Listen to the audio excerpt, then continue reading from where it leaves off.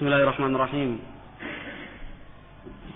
Innal hamdalillah nahmaduhu wa nasta'inuhu wa nastaghfiruh wa na'udzu billahi min shururi anfusina wa min sayyiati a'malina. Man yahdihillahu fala mudilla lahu wa man yudlil fala hadiya lahu. Ashhadu an la ilaha illallah wahdahu la syarika lahu wa ashhadu anna Muhammadan abduhu wa rasuluh sallallahu alaihi wa ala alihi wa ashabihi wa man tabi'ahum bi ihsanin ila yaumiddin. Yaqulu Allah ta'ala fi kitabihil karim, ya ayyuhalladzina amanu taqullaha haqqa tuqatih wa la tamutunna illa wa antum muslimun.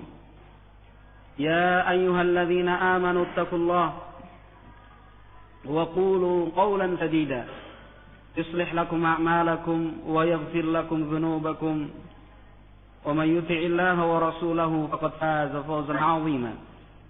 فإن أصدق الحديث كتاب الله خير الهدى هدى نبينا محمد صلى الله عليه وسلم شر الأمور محدثاتها فإن كل محدثة بدعة وكل بدعة ضلالة وكل ضلالة في النار. Ikhwati fid din, rahimani wa rahimakumullah. Allah Subhanahu wa ta'ala berfirman di dalam Al-Qur'an, di dalam surat Al-Furqan ayat yang ke-31. Surat Al-Furqan ayat 31.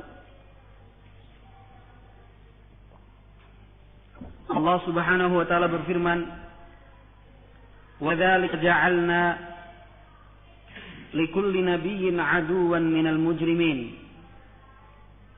وَكَفَى بِرَبِّكَ هَادِيًا وَنَصِيرًا. وَكَذَلِكَ جَعَلْنَا لِكُلِّ نَبِيٍّ عَدُوًّا مِنَ الْمُجْرِمِينَ وَكَفَى بِرَبِّكَ هَادِيًا وَنَصِيرًا. Yang artinya, dan demikianlah kami telah menetapkan untuk setiap nabi musuh di kalangan al-mujrimin. Dan demikianlah kami telah tetapkan musuh untuk setiap nabi dari kalangan orang-orang yang mujrim. Wa kafaa bi rabbika hadiyan wa nasira. Dan cukuplah untukmu Allah Subhanahu wa Rabbmu hadiyan wa nasira, sebagai zat yang senantiasa memberikan petunjuk dan bimbingan. Demikian juga cukuplah bagi kita Allah Subhanahu wa ta'ala zat yang senantiasa menurunkan pertolongan dan kemenangannya. Ikhwati fid din, rahimani wa rahimakumullah. Ayat ini termasuk ayat-ayat yang diturunkan oleh Allah Subhanahu wa ta'ala untuk menghibur hati Nabi Muhammad alaihi salatu wassalam. Demikian juga para pengikut Nabi Muhammad alaihi salatu wassalam yang menyatakan dirinya sebagai bagian dari dakwah. Dan masih banyak ayat-ayat lain yang akan benar-benar memberikan ketenangan di dalam hati bagi setiap muslim yang berdakwah di jalan Allah Subhanahu wa ta'ala. Janji-janji kemenangan dari Allah, berita-berita kemenangan dari Rasulullah sallallahu alaihi wasallam, pertolongan dan bala bantuan dari Allah Subhanahu wa ta'ala di kalangan para malaikatnya, manusia dan jinnya. Demikian juga seluruh makhluk yang diciptakan Allah Subhanahu wa ta'ala. Karena sesungguhnya semua makhluk adalah hamba yang senantiasa beribadah kepada Allah Subhanahu wa ta'ala, bertasbih kepadanya. Dan demikianlah ikhwati fiddin, rahimani wa rahimakumullah, sekaliku di dalam berdakwah dimanapun dan kapanpun, tidak ada satu yang terkecuali. Tidak ada satu orang pun yang dikecualikan dari lika-liku dakwah semacam ini. Artinya, dalam lika-liku dakwah kita akan mendapatkan orang-orang yang membenci, memusuhi dan menentang dakwah. Namun di antara sekian banyak manusia, tetap ada di antara mereka yang memiliki hati bersih, sehingga ditetapkan oleh Allah Subhanahu wa ta'ala sebagai orang-orang yang siap membela dan mendukung dakwah. Ini adalah satu hal yang pasti, sunnatullah. Tidak ada satu orang pun yang terkecuali. Nabi Muhammad SAW pun demikian. Lalu saja Allah Subhanahu wa Ta'ala bangkitkan orang-orang yang membela, mendukung Nabi Muhammad.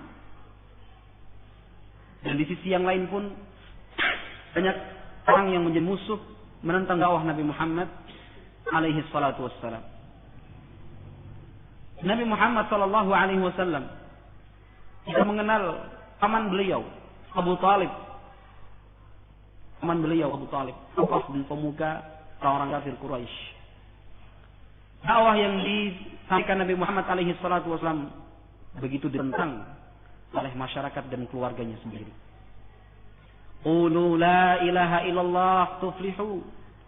Nabi Muhammad berkeliling dari satu kabilah ke kabilah yang lain. Beliau berkeliling dari satu keluarga, rumah, kampung, bahkan di pasar-pasar tempat pertemuan umat manusia. Nabi Muhammad alaihi salatu wasallam tidak lelah untuk menyampaikan dakwah. Qulu la ilaha illallah tuflihu. Ucapkan kalimat la ilaha illallah, kalian akan berbahagia. Bukan sekedar mengucapkan la ilaha illallah, tapi memahami makna dan menjalankan semua konsekuensi dari kalimat la ilaha illallah. Orang yang paling celaka yang hidup di zaman itu, paman kandung beliau sallallahu alaihi wasallam, selalu membuntuti dan mengikuti di belakang Nabi Muhammad alaihi salatu wasallam. Abu Jahal. Sekali Nabi Muhammad mengajak orang untuk masuk ke dalam Islam, maka Abu Jahal mengatakan jangan percaya dia. Orang akan balik bertanya, siapa engkau? Aku adalah pamannya. Aku yang lebih mengerti tentang keadaan keponakanku. Dia berdusta. Dia terkena sihir. Jangan percaya ucapannya. Termakan oleh tuduhan dan fitnah dari pamannya. Maka setiap orang yang diajak oleh Nabi Muhammad alaihi salatu wasallam pun akhirnya tidak menerima dan menentang. Na'am barakallahu fikum. Sampai pada tingkatan orang-orang kafir Quraisy mulai menyakiti Nabi Muhammad dalam bentuk menzalimi para pengikut Nabi Muhammad sallallahu alaihi wasallam. Adapun Nabi Muhammad alaihi salatu wasallam ditolong oleh Allah Subhanahu wa taala dengan sebab jaminan perlindungan keamanan dari pamannya Abu Talib. Padahal Abu Talib itu sendiri mati dalam keadaan kafir, tetapi hatinya digerakkan oleh Allah Subhanahu wa taala untuk membela dan menolong Nabi Muhammad sallallahu alaihi wasallam. Sementara di sisi yang lain keluarga kandung beliau sendiri, paman bibiknya, sepupu dan keponakannya tentang dakwah Nabi Muhammad. Tetapi ternyata ini adalah lika-liku di dalam dakwah. Ada yang menentang dan ada yang membela. Dan hanya di dalam dakwah menyampaikan kebenaran, bahkan dakwah menyampaikan kebatilan, ini adalah satu hal yang pasti. Setiap kebatilan yang diserukan, lalu ada yang menolong dan selalu saja ada yang menentang. Jika seorang da'i ilallah, kita na'am barakallahu fikum melihat kenyataan banyaknya orang yang menentang, yang menolak, memusuhi, maka dia harus tetap merasa yakin bahwa tetap di sana ada orang-orang yang akan dijadikan Allah Subhanahu wa taala sebagai bela dan menolong dakwah ini. Na'am barakallahu fikum. Abu Bakar As-Siddiq radhiyallahu taala anhu. Abu Bakar As-Siddiq radhiyallahu taala anhu demikian juga. Sakiti oleh kaumnya, dicela dan dicerca. Kemudian datang salah seorang tokoh Quraisy mengatakan, akulah yang memberikan perlindungan Abu Bakar As-Siddiq. Maka tidak ada seorang pun yang berani mengganggu Abu Bakar As-Siddiq radhiyallahu taala. Nah, barakallahu fikum, hingga pada akhirnya Abu Bakar As-Siddiq sendiri yang melepaskan jaminan keamanan tersebut. Memilih Allah Subhanahu wa taala. Ikhwati fi din rahimani wa rahimakumullah. Inilah lika-liku di dalam dakwah. Ada yang menentang, ada yang membela. Orang-orang yang membela banyak sekali macamnya. Yang dahulunya menentang, membenci, kemudian hatinya dibalikkan oleh Allah Subhanahu wa taala menjadi yang paling depan dalam membela dakwah Nabi Muhammad sallallahu alaihi wasallam. Itu dakwah salafiyah, dakwah ahli sunnati wal jamaah. Balikkan hatinya. Allah Subhanahu wa taala yang menciptakan hati manusia. Inna qulub bani Adam baina isbi'ain min asabi'ir rahman kaqalbin wahidah tuqallibuha kaifa sya' min hadits Abdullah bin Amr bin al-As riwayat Muslim. Kata Rasulullah sallallahu alaihi wasallam, hati anak cucu Adam itu ada di antara dua jemari Allah Subhanahu wa taala, seperti satu hati yang dibolak-balikkan oleh Allah Subhanahu wa taala sesuai dengan masyiah kehendaknya. Umar bin Al-Khattab radhiyallahu taala anhu yang dulunya membenci menentang dakwah Nabi Muhammad alaihi salatu wassalam, hatinya akhirnya menjadi luruh. Dengan tenang dia menerima dakwah Nabi Muhammad alaihi salatu wassalam. Yang semula membenci, memusuhi Nabi Muhammad, dibalikkan hatinya oleh Allah Subhanahu wa taala. Ikrimah ibn Abi Jahal, salah satu komandan pasukan perang kaum musyrikin yang telah membunuh sahabat, sebagian sahabat Nabi. Ikrimah ibn Abi Jahal, orang yang memusuhi dakwah Nabi Muhammad, bukan hanya sekedar memusuhi, bahkan Ikrimah bin Abi Jahal telah membunuh beberapa sahabat Nabi sallallahu alaihi wasallam. Balikkan hatinya oleh Allah Subhanahu wa taala, mendukung dan membela dakwah Nabi Muhammad, dakwah salafi. Khalid ibn al-Walid, sang komandan perang yang begitu masyhur dengan strategi dan taktik jitunya dalam berperang. Khalid ibn al-Walid yang memimpin salah satu sayap pasukan musyrikin di perang Uhud, sehingga menjadi kaum muslimin ketika itu alang kabut dan kurang ajar. Khalid ibn al-Walid dibalikkan hatinya oleh Allah Subhanahu wa taala menjadi penolong dan pembela. Bahkan beliaulah yang telah membuka, dan sebab beliau maka banyak wilayah yang berhasil ditaklukkan oleh kaum muslimin. Mulai dari Irak, Syam, Persia dan Romawi. Nah, orang-orang yang murtad berhasil dikalahkan. Amr ibn al-As radhiyallahu taala anhu. Amr ibn al-As radhiyallahu taala anhu. Jadi awal-awal Islam menjadi utusan dan duta orang-orang musyrikin untuk menghasut Raja Najasyi, mengembalikan kaum muslimin yang hijrah ke Habasyah, dikembalikan ke kota Makkah. Bukan wakil resmi dari orang-orang kafir. Na'am barakallahu fikum. Tetapi hatinya kemudian dibalikkan oleh Allah Subhanahu wa taala menjadi pembela, penolong, bahkan satu komandan pasukan perang, berhasil menaklukkan Mesir. Radhiyallahu ta'ala. Fatih Mesir, penakluk kota Mesir, Amr ibn al-As. Abu Sufyan, ayah dari Muawiyah, Abu Sufyan ibn Harb, komandan tertinggi pasukan musyrikin, orang-orang kafir. Bahkan beliau diangkat di masa kekafirannya, angkat sebagai komandan tertinggi dari sekian banyak pasukan gabungan orang-orang musyrikin dan orang-orang kafir dalam Ahzab. Pemimpin tertinggi dipegang oleh Abu Sufyan ibn Harb radhiyallahu ta'ala. Kemudian hatinya dibalikkan oleh Allah Subhanahu wa taala, radhiyallahu ta'ala anhu, pembela, penolong, komandan perang di dalam Islam. Naam, barakallahu fiikum.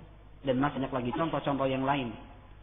Ini adalah salah satu lika-liku di dalam dakwah, dan tetap teruskan berputar ini, berlangsung. Akan senantiasa kita menyaksikan orang-orang yang semula memusuhi dakwah ahli sunnah, yang semula membenci as-salafiyah, namun Allah Subhanahu wa taala akhirnya memberikan hidayah, memberikan di dalam hatinya al-qabul, siap untuk menerima kebenaran, maka dialah yang paling terdepan membela dakwah salafiyah. Nah, barakallahu fikum. Dan di antara warna-warni sekaligus dalam dakwah, barakallahu fikum, kalau Allah Subhanahu wa taala menolong agama ini dengan keberadaan orang-orang yang fajir, orang-orang yang buruk. Nah, barakallahu fikum. Seperti Abu Thalib yang telah kita ceritakan tadi. Allah Subhanahu wa taala tolong agamanya dengan sebab orang kafir. Satu. Dengan sebab. Na'am barakallahu fikum. Ketika kaum muslimin hijrah ke Habasyah, di kampung diberikan tempat, diberikan perlindungan, jaminan keamanan, kenangan, mendapatkan tunjangan dari Raja Najasyi yang ketika itu beragama Nasrani. Dan akhirnya beliau pun masuk ke dalam Islam. Radhiyallahu ta'ala anhu, Raja Najasyi. Naam. Akhwati fid din, rahimani wa rahimakumullah. Dan demikianlah terus akan berlangsung.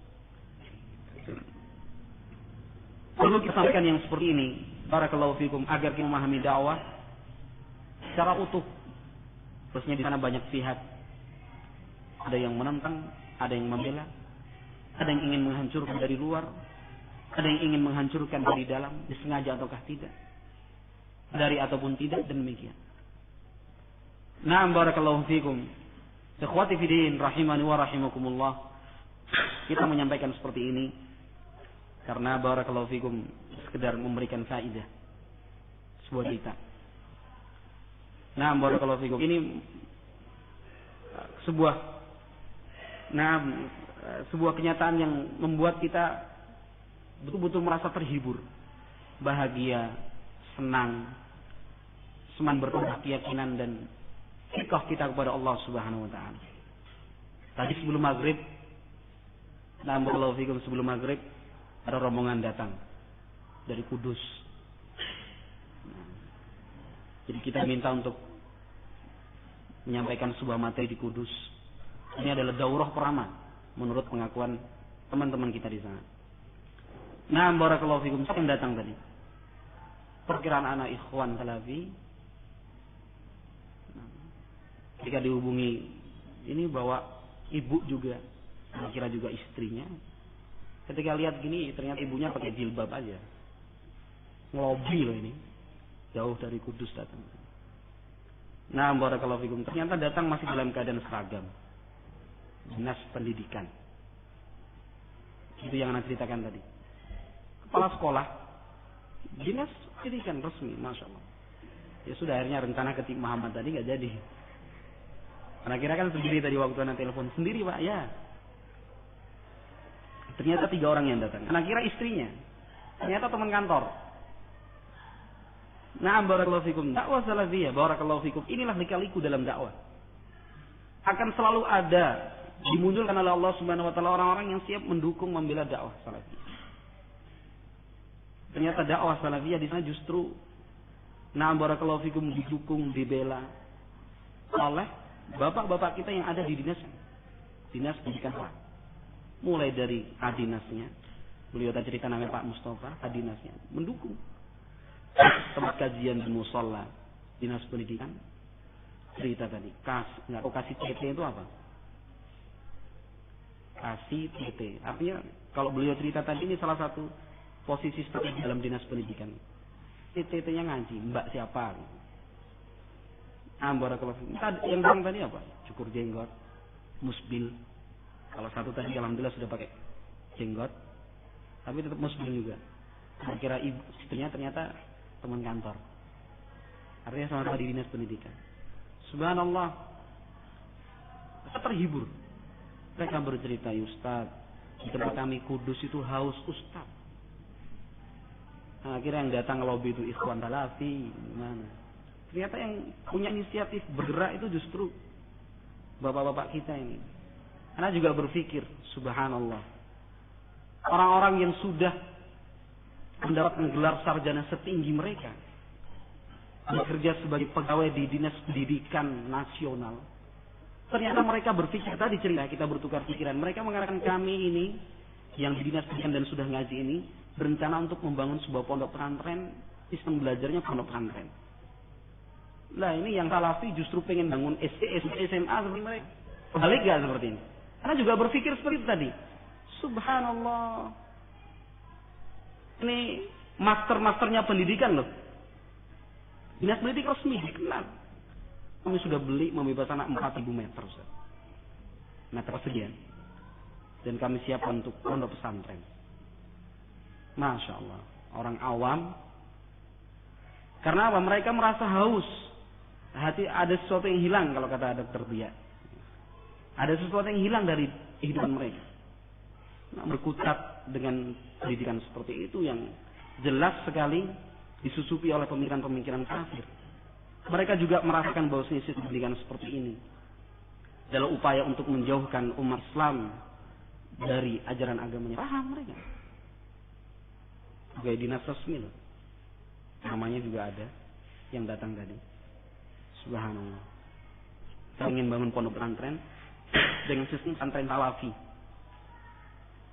Nah, ini yang Ustaz salafi sedang berpikir, sebagian berpikir gimana kita membangun SD formal menginduk Diknas, SMP formal menginduk Diknas. Ya akhi, yang berkecimpung di dalam dinas pendidikan saya sudah bosan dengan sistem seperti itu. Haus dengan ilmu agama. Nah, barakallahu fikum, haus dengan ilmu agama, inginnya jadi ternyuh hatinya. Hati anak ternyuh. Cerita mereka, Ustaz kami butuh pendidikan agama. Dia tadi datang cuma ngasih tahu saja, cuma ngasih tahu kami jemput sendiri nanti dari Kudus. Cuma pengen nyampaikan itu datang dari Kudus. Pulang dari kantor. Nah, barakallahu fikum. Masya Allah. Panggil sama kepala dinasnya. Namanya Pak Jisai, panggilan di kantornya Haji. Panggilannya Haji. Dipanggil. Karena musola ini kan musola punya dinas pendidikan. Ji, ceritanya gitu. Ji, apa namanya, ini sebagian masyarakat kok berikan laporan ke saya. Gimana Pak? Tentang pengajian itu loh. Pengajian kita bagus-bagus saja Pak, bagus, lurus Al-Quran dan Sunnah. Tapi katanya kok beda ya? Artinya laporan yang masuk gitu. Bedanya apa Pak? Ji, teman-teman itu pakai gamis. Pakai gamis. Laporan masuk. Ini jawaban orang yang apa namanya, senang dengan awas salafiyah. Karena beliau sendiri Pak Haji juga masih muslim. Kan muslim. Temannya aja tadi minum masih pakai tangan kiri, artinya baru benar-benar bisa menerima awas salafiyah. Hanya seperti itu yang menjawab dengan bahasa dia, menyesuaikan dengan siapa dia berbicara. Ini Pak Mustafa, koordinasinya nih. Kok dikatakan beda? Karena sana kan kulturnya NU ya, pondok-pondok NU Salafiyah. Ini Pak Mustafa, kok jenengan lihat fotonya Hasyim Asy'ari itu Kiai Haji, itu pakai sorban. Ya. Itu bajunya baju apa Pak Mustafa? Gamis itu. Oh iya ya. Itu Kiai Haji Ahmad Dahlan. Ini bahagia ya, karena dia sendiri baru kenal awas salafiyah. Artinya itulah kemampuan beliau yang bisa dipakai. Tapi justru terima, karena sama-sama level gitu. Sekarang lihat ya Haji Ahmad Dahlan itu pakai apa itu? Gamis itu, bahkan parung. Oh iya ya. Nah Habib Syekh itu yang diundang dari Yaman, orang sufi di pondok-pondok ini, kalau datang pakai jubah semua. Oh iya ya. Nah itu wali-wali Songo itu yang banyak di Kudus Demak kan itu. Itu pakai jubah juga, gamis. Kosok pakai jubah sama gamisnya waktu sholat. Kan nggak mungkin loh Pak. Iya bener ya. Berarti sama kan Pak? Iya sama, bener kamu. Ini jawaban orang awam ya. Jawaban orang awam. Terus satu lagi Ji. Apa Pak? Ji, jenggot kan Pak? Iya jenggot. Nah, lihat saja fotonya Hasyim Asy'ari itu. Ada jenggotnya Pak. Oh iya ya. Haji Ahmad Dahlan itu jenggotnya warna putih itu. Iya benar juga. Sekarang sama atau enggak? Sama enggak beda. Ya, selanjutnya aja saudara, lanjutkan. Saya minta tolong setelah pertemuan ini kalau ada jian, mbok masyarakat sekitar itu diajak dari kadinasnya. Hanya didukung. Jawaban yang sederhana, ringkas, tapi langsung diterima. Oh, betul juga ya. Hah? Wah, ini jawaban orang awam. Jawaban orang awam, subhanallah. Nah, barakallahu fikum. Kemudian akhirnya cerita latar belakang dia. Saya dulu tuh paling benci dengan dakwah salafiyah. Saya itu menyangka Salafi itu teroris. Sekarang gantian saya yang sakit hati karena dipanggil orang teroris. Gitu. Karena kan sudah pelihara jenggot. Tadi itu yang salat di masjid kita Baitul Salam mana. Itu sudah pelihara jenggot bagus. Saya dulu benci sama dakwah salafiyah karena teroris. Sekarang gantian saya sakit hati karena dipanggil teroris terus. Saya dibilang Syekh Puji. Teman-teman saya itu diparapi kan maksudnya gitu. Diparapi Syekh Puji, diparapi teroris, banyak sekali. Tidak semua. Nah, subhanallah. Mereka yang buat itu kepala sekolah, ibu-ibu guru yang dalam dinas pendidikan, kepala seksinya. Itu nanti mereka lah yang buat pamflet, nyebarkan. Subhanallah. Karena memang dakwah di Kudus, barakallahu fikum. Artinya tidak sekuat yang di Solo, yang di Jogja yang sudah berumur sekian lama. Nah, barakallahu fikum. Makanya pertemuan tadi sore sampai maghrib itu banyak sekali hal yang bisa diambil pelajarannya, barakallahu fikum. Di antaranya tadi, setiap dakwah ada yang musuhi, ada yang membela. Bahkan barakallahu fikum, Allahu Jalla wa Ala jadikan orang-orang yang jelek, orang-orang yang tajir justru menjadi sebab tolongnya agama ini. Rasulullah sallallahu alaihi wasallam dalam hadis yang sahih yang diriwayatkan oleh Imam Muslim rahimahullah menyatakan innallaha la yansuru hadzal din birrajulil fajir. Sungguhnya Allah Subhanahu wa taala akan menolong agama ini suatu saat. Terkadang Allah Subhanahu wa taala akan menolong agama ini dengan keberadaan orang yang fajir, orang yang jahat, orang yang buruk. Kalau orang-orang yang buruk dan jahat ini justru barakallahu fikum dakwah salafiyah akan tertolong. Bukan 1, 2 kali, 4 kali kita mendengar jika as-salafiyun barakallahu fikum dimusuhi, dituduh, difitnah. Akhirnya terjadi barakallahu fikum ketegangan. Dan sekali 2 kali saya dengarkan barakallahu fikum cerita nyata seperti ini. Dan yang membela salafiyin ternyata preman-preman di daerah tersebut. Sahih. Yang membela justru preman-preman. Jangan ganggu salafi. Di masyarakat lihat, wah, ada preman mundur. Barakallahu fikum. Sering sekali terjadi seperti ini. Subhanallah. La ilaha illallah. Rasulullah sallallahu alaihi wasallam hijrah. Siapa yang menjadi penunjuk jalannya? Yang ketika itu masih dalam keadaan kafir. Penunjuk jalan masih dalam keadaan kafir, mendapatkan ujrah. Dan masih banyak dalil-dalil yang lain. Yang intinya barakallahu fikum, Ahlus Sunnati wal Jamaah Salafiyun memang sunnatullah, jumlah mereka sedikit. Jumlah mereka sedikit sekali. Dan digambarkan oleh Rasulullah sallallahu alaihi wasallam sebagai Taifah. Taifah itu sekelompok kecil. Tapi keistimewaannya la tazalu ta'ifatu min ummati dhahirina 'alal haqq. Sekelompok kecil ini akan mendapatkan pertolongan dan kemenangan dari Allah selama mereka membela kebenaran. Selama mereka berjalan di atas al-haq, di atas kebenaran. Jangankan kita. Di antara sekian banyak nabi yang diutus oleh Allah Subhanahu wa taala, banyak di antara mereka yang pengikutnya 1, 2, 3 dan 4. Bahkan ada di antara mereka seorang nabi yang tidak memiliki pengikut walaupun seorang. Dalam hadis Abdullah bin Abbas radhiyallahu taala anhuma di dalam As-Sahih, ketika Rasulullah sallallahu alaihi wasallam menjelaskan tentang sekian banyak peristiwa pada hari kiamat nanti, Nabi Muhammad alaihi salatu wasallam menjelaskan wan nabiyyu wa ma'ahu rajulan wan nabiyyu wa ma'ahu rahd wan nabiyyu wa ma'ahu rajulan wan nabiyyu wa ma'ahu rajul wan nabiyyu wa laysa ma'ahu ahad. Saya lihat ada seorang nabi yang pengikutnya puluhan saja. Saya juga melihat orang nabi yang pengikutnya cuma 2 orang. Saya melihat seorang nabi pengikutnya 1. Dan ada juga di antara nabi yang tidak memiliki pengikut walaupun seorang. Ahlus sunnah barakallahu fikum. Ini adalah kebenaran. Jumlah mereka sedikit. Wa qalilum min ibadiyas syakur. Alangkah sedikitnya hambaku yang benar-benar bersyukur. Artinya kepada Allah Subhanahu wa taala. Ma'amana ma'ahu illa qalil. Dan beriman kepada Nabi Nuh alaihi salam illa qalil, kecuali sekelompok kecil saja, sedikit sekali. Ini Nabiullah Nuh alaihi salam yang berdakwah ratus tahun lamanya. Disebutkan Allah Subhanahu wa taala fama amana ma'ahu illa qalil. Tidak beriman kepada Nabi Nuh kecuali qalil, sedikit saja. Na'am barakallahu fikum. Tapi alangkah beruntungnya orang yang sedikit. Satu balil ghuraba. Ini hadis Abdullah bin Umar, riwayat Muslim. Satu balil ghuraba. Alangkah berbahagianya orang yang hidupnya terasing, diasingkan, dikucilkan sedikit. Na'am barakallahu fikum. Seperti pengakuan tamu-tamu kita tadi. Merasa diasingkan, dikucilkan. Tapi barakallahu fikum semangatnya. Semangat mereka untuk mencari kebenaran.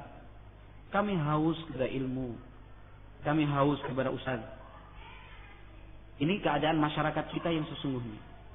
Sehingga siapapun yang mendapatkan kesempatan dari Allah Subhanahu wa taala untuk belajar, pesantren, di ma'had, berangkat ke luar negeri, inilah keadaan masyarakat yang sedang menanti. Nah, barakallahu fikum. Semua nanti di sini. Masyarakat menanti kalian. Dari ujung barat sampai ujung timur menanti orang yang siap menjadi pembimbing mereka, yang siap barakallahu fikum mengajarkan kepada mereka cara sholat. Kami ingin dijelaskan barakallahu fikum salafi yang sesungguhnya itu seperti apa. Karena tangga-tangga kita banyak sekali. Ma'had Salafiyah, orang NU. Ma'had Salafiyah, Pondok Pesantren As-Salafiyah. Nah, Ahlus Sunnati wal Jamaah, Aswaja, NU. Kami banyak di antara kami yang belum paham, tolong dijelaskan nanti. Ini permintaan mereka. Nah, barakallahu fikum. Subhanallah. Setelah maghrib pulang, kita pamitan dulu. Hanya untuk menyatakan kami akan jemput gitu aja. Walaupun nanti kita pengen berangkat sendiri. Dan yang buat beli tadi yaitu pernyataan itu. Kami sudah beli 4.000 meter. Kami akan buat pondok pesantren. Ini dinas pendidikan loh. Dinas pendidikan. Masternya pendidikan. Kasihnya kepala seksinya. Ya memang mereka masih baru menerima awam. Belum siap menggunakan hijab yang syar'i. Banyak para bapak-bapak itu juga pun belum siap untuk selalu menggunakan syiar-syiar Islam yang sungguhnya. Tapi ini semangat mereka. Artinya sudah melihat sistem pendidikan mereka yang nyusun kok. Yang nyusun soal, yang nyusun program, yang nyusun sistem. Nah, barakallahu. Sebagai contoh saja, sangat disayangkan sekali apabila as-salafiyun mendidik anak-anak mereka untuk belajar bahasa Inggris. Fasih dalam berbahasa Inggris. Sangat sayangkan sekali apabila as-salafiyun mengunggulkan mata pelajaran bahasa Inggris. Mengunggulkan mata pelajaran bahasa Inggris. Ini akan mengikat emosional anak ke orang murid dengan pelajaran yang dia dapatkan. Bukan sekedar seseorang itu bisa fasih berbicara bahasa Inggris, bahasa Spanyol, Portugis, bahasa Rusia. Bukan itu. Tetapi dari mereka mempelajari bahasa-bahasa kafir ini, disebut para ulama itu akan menumbuhkan sikal wala wal bara. Akan menumbuhkan sikap cinta dan loyalitas mereka kepada si pemilik bahasa itu, yaitu orang-orang kafir. Itu sudah diperingatkan jauh oleh para ulama kita. Sudah diperingatkan. Barakallahu fikum. Sehingga di zaman Nabi Muhammad alaihi salam yang diperkenankan untuk mempelajari bahasa asing itu bukan setiap sahabat. Bukan setiap anak yang dilahirkan di dalam Islam menjadi seorang sahabat dan ayo belajar bareng-bareng bahasa Ibrani. Dipilih satu yang memang pandang oleh Rasulullah SAW mampu belajar secukupnya, sudah selesai untuk sekedar menerjemahkan bahasa. Nah, barakallahu fikum. Dengan keimanan, sudah hafal Quran, tinggi keilmuannya. Ini masih berumur 7 tahun, 8 tahun, 9 tahun. Umur 12 tahun sudah disampaikan bahasa Inggris pelajaran. Barakallahu fikum. Ya, dari pembicaraan tadi akhirnya banyak kaidah yang kita dapatkan. Mereka sendiri pun ternyata sudah merasa barakallahu fikum jenuh. Hingga yang mereka butuhkan sekarang para pembimbing, salafiyun, al-asatidzah. Barakallahu fikum. Al-asatidzah yang membimbing mereka. Tugas kita bersama. Nah, tugas kita bersama. Di mana masih banyak orang-orang yang semisal dengan mereka. Masih banyak orang-orang yang semisal dengan mereka. Yang benar tertarik dengan dakwah salafiyah. Sebagai contoh di daerah Irian Jaya, Papua Barat ataupun Timur, Papua Atas ataupun Papua Bawah. Memang dahulu yang sering masuk sana adalah orang-orang dari kalangan Jamaatul Tabligh. Masuk sampai ke hutan-hutan, masuk ke Jamaah Tabligh. Jamaah Tabligh masuk di masjid-masjid, masjid rayanya. Tetapi barakallahu fikum, perjalanan mereka yang belasan tahun di arah Papua itu ternyata meninggalkan kenuhan kepada orang-orang yang mengikuti mereka. Bagaimana mereka merasa jenuh? Setiap kali pertemuan, setiap kali acara yang dibahas adalah fadhail a'mal. Jenuh mereka. Jenuh sudah. Setiap hari yang dibaca barang siapa yang membaca wirid seperti ini 1001 kali dia akan mendapatkan pahala sekian. Itu setiap kali pertemuan. Karena memang tidak ada sisi ilmiah di antara mereka, tidak ada kekuatan ilmiah dai-dai mereka. Barang siapa yang sorbannya panjang 1 meter, kedudukannya lebih tinggi daripada sorban yang setengah meter. Betul loh ini. Hadis Nabi. Kata mereka, hadis Nabi. Terus mereka sudah jenuh. Sehingga dakwah salafiyah masuk. Dakwah salafiyah mengajarkan bab akidah, babul fikih, babul adab, al-akhlaq, al-muamalah. Semua diajarkan oleh asatidzah salafiyin di sana. di Papua, diajarkan. Masyarakat baru paham, oh ini yang kita cari selama ini. Ternyata Islam itu sangat luas. Bukan cuma fadail a'mal terus. Punya perpustakaan Mas? Punya.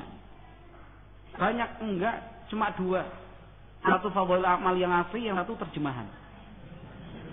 Seakan-akan Islam itu hanya ada dalam kitab fadail a'mal. Seakan-akan cuma dalam fadail a'mal, enggak kitab-kitab yang lain.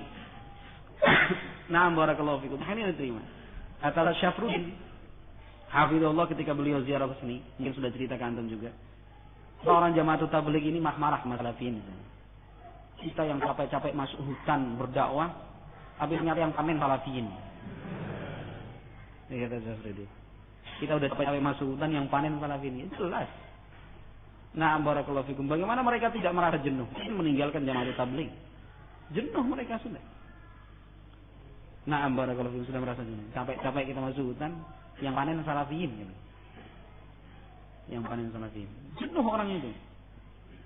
Mereka ingin mendapatkan barakallahu fikum, sesuatu yang bisa mengobati kekosongan hati mereka. Mereka benar-benar rindu. Mereka benar-benar rindu dengan ayat-ayat Allah Subhanahu wa taala. Hadis-hadis Rasulullah sallallahu alaihi wasallam. Marilah kita persiapkan diri kita, anak-anak kita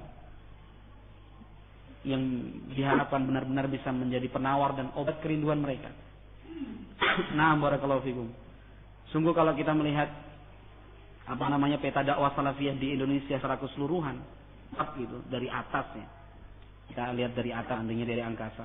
Itu banyak salafiyin tersebar di mana-mana. Yang simpat, yang sudah siap menerima dakwah. Nah, barakallahu fikum, siap menerima dakwah. Nah, orang-orang yang seperti ini, barakallahu fikum, mereka membutuhkan bimbingan.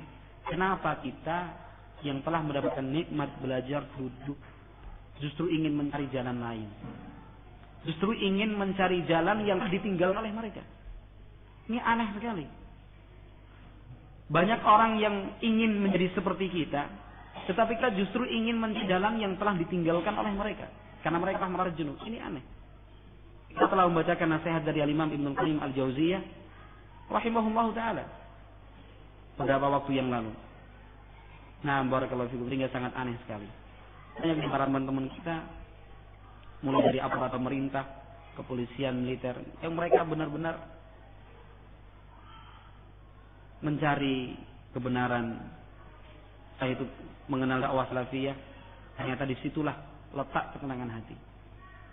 Nah, barakallahu fikum, tadi Bapak itu berpikir, memang enaknya hidup seperti Rasulullah. Kenapa, Pak? Berdagang. Kan jenuh ya. Artinya jadi pegawai gitu, berangkat jam sekian, pulang jam sekian, terus gitu. Energi sampai seperti itu. Enak ya kalau hidupnya seperti Rasulullah. Maksudnya apa? Ya berdagang. Berdagang, pengen buka pondok pesantren. Yang ini salafiyin banyak sekali tanya, Ustaz, hukumnya masuk PNS? Ini banyak, anak ditanya mungkin berapa kali itu. Apa hukumnya sebenarnya? Loh, kenapa? Enak jadi PNS kan? Padahal yang sudah jadi PNS tingkatan tinggi-tinggi sudah pengen keluar aja. Nah, apalagi ada ikhwan telepon ini dari Dore, Pulau Dore. Telepon, Ustaz, ya, anak pengen masuk polisi, Ustaz. Ingin masuk polisi. Nasihatin, janganlah, tidak perlu. Sudah banyak polisi. Polisi di mana-mana. Bagusnya belajar agama. Tapi jadi polisi enak, Ustaz. Salafi ini. Nah, padahal yang polisi yang sudah diberi maaf itu pengennya keluar ngaji jadi salafi. La ilaha illallah. Begitulah manusia. Ketika mendapat nikmat dari Allah Subhanahu wa taala, lantas dia tidak mau bersyukur kepada Allah Subhanahu wa taala, Allah cabut nikmat tersebut. Allah akan cabut nikmat tersebut. Nah, Allah sudah barakallahu fikum memberikan jalan terang untuk kita berjalan nih di atas manhajnya Rasul alaihi salatu wasallam. Sistem pendidikannya seperti ini, cara hidupnya seperti ini. Tidak puas. Nah, barakallahu fikum, enggak puas pokoknya dengan sistem pendidikan yang telah diajarkan para ulama. Enggak ada ijazahnya. Enggak diajar ilmu dunia. Enggak begini dan enggak begitu. Pengen cari jalan yang lain. Nah, barakallahu fikum, enggak puas. Nah, barakallahu fikum. Lah yang wong gurunya saja bahasa Arab belum bisa, mau ngajarkan bahasa Inggris untuk anak-anak. Gurunya loh, dewan gurunya saja nggak bisa bahasa Arab. Ingin mengajarkan menurunkan bahasa Inggris menjadi program unggulan lagi. Sangat disayangkan sekali. Kayaknya perlu dipertemukan dengan dengan guru-guru bahasa Inggris di sekolah-sekolah yang sudah kenal salafi, tinggal salaf dan ingin meninggalkan bahasa Inggris. Kayaknya perlu dipertemukan ini dengan ikhwan salafin yang pengen ngajar bahasa Inggris untuk anaknya, dipertemukan dengan guru-guru bahasa Inggris yang sudah nggak pengen lagi ngajar bahasa Inggris. Temukan nih, silakan dialog. Nah, yang malu kira-kira siapa? Hah? Yang malu siapa, Amar? Hah? Ini salafiyin pengen anak-anaknya belajar bahasa Inggris, program unggulan.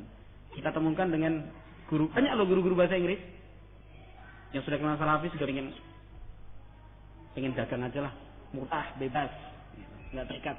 Kita temukan, terus dialog khusus malah ini. Yang merasa malu siapa? Yang pihak pertama atau pihak kedua? Yakin? Afdal? Pihak pertama, Syekh Ridwan? Hah? Yang pertama tadi? Ya? Yang pertama, Abah Musleh? Yang beriman? Rizki? Yang pertama, Pak Bowo? Ijma kayaknya. Nggak ada yang sependapat dengan anak kayaknya. Apa nih? Yang pertama. Kalau anak pendapatnya beda, hampir beda. Hah? Yang dan juga. Yang malu itu justru kita. Punya teman-teman salafi kok seperti itu. Nah, gitu. Yang lebih malu kita punya teman-teman salafi kok seperti itu. Nah, wallahu a'lam bishawab. Ini sekedar cerita, kejadian nyata tadi sore seperti itu. Nah, mudah-mudahan nanti ketemu. Beliau kan tadi nanti insya Allah acara daurah di sana itu yang memberikan sambutan itu kepala dinas pendidikan langsung. Kepala dinas, insya Allah diusahakan dan nah barakallahu fikum, mudah-mudahan demikian. Ya dari dinas pendidikan inilah kita berharap dakwah salafiyah. Guru kepala sekolah punya murid disampaikan wis do ngaji sama-sama aja. Subhanallah. Jadi yang malu siapa? Subhanakallahumma rabbana wa bihamdika asyhadu an la ilaha illa anta astaghfiruka wa atubu ilaik. Alhamdulillahirabbil alamin.